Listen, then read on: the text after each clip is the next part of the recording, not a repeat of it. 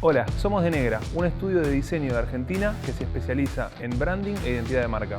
Llevamos más de 5 años sumando proyectos que requieren desafíos cada vez más grandes, tanto en complejidad como en importancia. Hemos trabajado con clientes como La Nación, MTV, Nickelodeon, Comedy Central, Zumba, Expo Cannabis y Abre Cultura, entre otros. Una de las cosas que más define nuestro trabajo es usar el pensamiento conceptual como punto de partida y fundamento para todo proceso de diseño.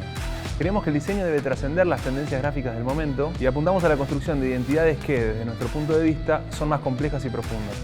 Eso nos permite tener una perspectiva de estudio muy abierta en cuanto a la diversidad de proyectos en los que trabajamos. Nos gusta trabajar con conceptos claros, ya que nos permite extender los sistemas visuales de manera coherente a través de distintas piezas y soportes. Nuestro objetivo va más allá de un aporte visual. Lo nuestro es ayudar a las marcas a entenderse a sí mismas y comunicarse de la manera más coherente y efectiva posible. En este curso de Doméstica aprenderemos a desarrollar un sistema de identidad trabajando conceptualmente.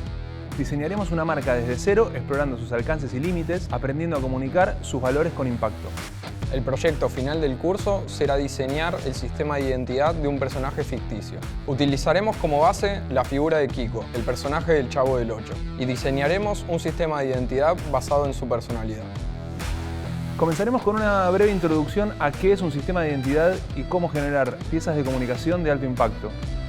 Después presentaremos el proyecto, aprenderemos un poco de la marca utilizando algunas técnicas que fuimos encontrando a lo largo del tiempo y terminaremos por desarrollar un mapa conceptual que nos va a ayudar a construir la identidad.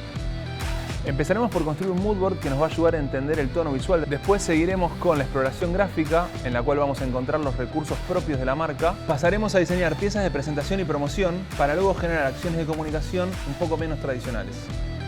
Para terminar, haremos un repaso por todo lo que produjimos y les daremos unos tips y consejos para el día a día en la práctica profesional.